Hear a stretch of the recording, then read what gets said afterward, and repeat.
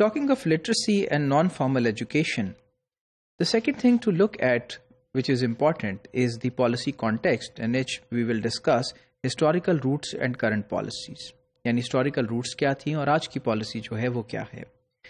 ہم یہ دیکھتے ہیں کہ ہسٹوریکلی جو کمٹمنٹ ہے ایڈلٹ لٹریسی کے ساتھ، یہ ہمیشہ سے ایک انٹرنیشنل کمٹمنٹس کا حصہ رہی ہے.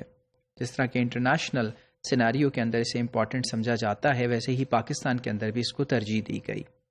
لیکن despite the fact that the increase in literacy rate has been consistently mentioned as a policy target in almost all educational policies, our progress with literacy has been least encouraging.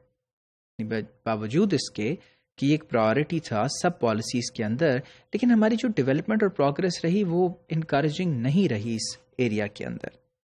تو ہم یہ دیکھتے ہیں کہ اوور آل جو growth rate ہے literacy کے اندر یا خواندگی کے اندر، وہ 1% جو ہے سالانہ اس سے کم ہے. In absolute terms, there is a continuous increase in the number of illiterates in Sindh. اور سندھ کے اندر جو بالکل غیر تعلیم یافتہ لوگ ہیں ان میں بتدریج اضافہ ہوتا چلا جا رہا ہے. اب اس کے ریزنز کیا ہیں؟ یونیسکو جو کہ یونائٹڈ نیشن کا ایک ادارہ ہے، اس کی report on literacy trends and statistics in Pakistan یہ کہتی ہے کہ ایڈلٹ لٹریسی جو ہے وہ نگلیکٹڈ ہے پاکستان کے اندر in terms of planned action. یعنی اس کی جو پلاننگ ہے وہ ٹھیک نہیں ہے، جس کی وجہ سے یہ ایک نیگلیکٹ کا شکار ہے. اور however جو گائیڈ لائنس ہیں for strategic frame of action for United nations literacy decade 2003 to 2012 in Pakistan identifies کرتی ہے کہ لیک آف پوٹینشیل ول ہے، ویک آرگنائزیشنل اسٹرکچر ہے، اس کے ساتھ ان ایڈیکویٹ فائنانسز ہیں، اور یہ ایک میجر کنٹریبیوٹنگ فیکٹر ہے to the current literacy scenario in Pakistan. So it's pointed out some administrative and financial constraints in the policy which lead to this situation of dearth in literacy in the province of Sindh. Current policy کا context دیکھتے ہیں کہ national education جو policy 2009 کی ہے وہ identify کرتی ہے 4 کی ایشوز کو with the current literacy and non formal learning programs. Let's see وہ کیا ہیں. پہلے تو ویریبل کوالٹی آف پروگرامز ہے. دوسرا absence of certification and accreditation regime. Third literacy programs are not well linked to the employment opportunities. And then ineffective literacy programs. So we see that there are 4 issues to be dealt with. Overall جو policy analysis ہے وہ refer کرتا ہے کہ ایک بہت شدید جو ہے وہ ضرورت ہے لنک کرنے کی ان پروگرامز کو اکنامک امپاورمنٹ کے ساتھ، کہ خواندگی کے بعد فائدہ کیا ہوگا، خواندگی کے بعد معاشی جو استحکام ہے وہ کیسے حاصل کیا جا سکتا ہے. کیونکہ لرنرز صرف اس وجہ سے اٹریکٹ نہیں ہوتے لرننگ کی طرف کہ صرف وہ الفابیٹس کو یا حروف کو سیکھ سکیں اور الفاظ کو سیکھیں، especially in the context of ultra poverty, especially اس وقت جب وہاں جو غربت ہے وہ اپنے پیک پر موجود ہو. So we need to link these to some kind of financial motivations جو اس کے بعد حاصل ہو سکیں. In addition to that, minimum quality standards for teachers and learning outcomes need to be defined and guarded.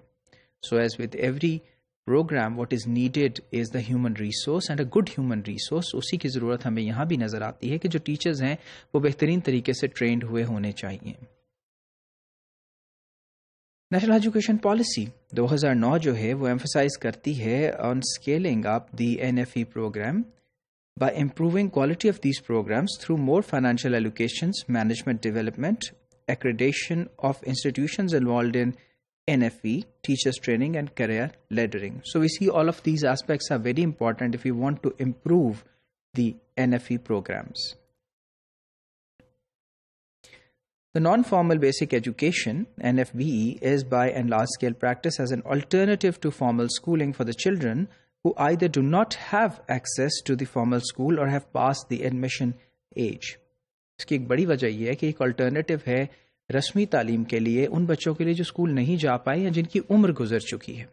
So if we see there is a large population جو کہ ان 2 factors کی وجہ سے اسکول نہیں جا پاتی، اور پھر اس کے بعد وہ ملک کا ایک ہیومن ریسورس ضرور ہیں، اور اگر وہ خواندہ ہی نہ ہوں، ان کے پاس بیسک تعلیم ہی نہ ہو، تو پھر آپ یہ سوچ سکتے ہیں کہ کس قسم کے پرابلمس کا شکار ہوگی وہ پاپولیشن، اور اس کی وجہ سے کس قسم کے جو سوشل ایولز ہیں جو ہم دیکھتے ہیں کہ رجحانات ہیں جس میں جرائم کی طرف ہے، جس کے اندر ہیومن رائٹس کا نہیں پتہ، جس کے اندر انسانیت سوز ملازم ہیں، وہ ساری چیزیں ہمارے سامنے آ سکتی ہیں اس ایک بات کے نتیجے میں کہ جو لوگ خواندہ نہیں ہو سکے اور اسکول نہیں جا سکے ان کے لیے کوئی بھی ایسا جو پروگرام ہے الٹرنیٹیو وہ موجود نہ ہو. سو ہم یہ دیکھتے ہیں کہ اس کی بہت شدت سے اس کی ضرورت جو ہے وہ معاشرے میں محسوس کی جاتی ہے. اس پرسپیکٹو سے ہم یہ دیکھتے ہیں کہ نان فارمل جو بیسک ایجوکیشن ہے وہ ایک گیپ فلر ہے. Therefore, there is a pressure to standardize the process so that mainstreaming can be achieved. Similarly ایک ہیوج پریشر ہے اسٹیک ہولڈرز کی طرف سے کہ ایڈلٹ لٹریسی پروگرام جو ہے مور ریلیونٹ ہو for the lives of adults and suggestion to link it to strongly to employment opportunities.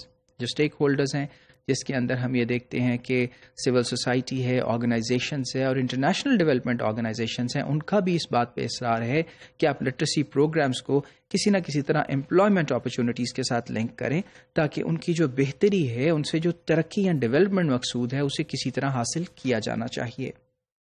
Literacy should have a cause greater than the ability to decode symbols. اور پھر literacy کا مقصد صرف یہ نہیں ہونا چاہیے کہ آپ سمبلس کو ڈیکوڈ کر رہے ہیں، یعنی حروف کے معنی جو ہیں وہ سیکھ رہے ہیں، بلکہ اس سے کچھ زیادہ.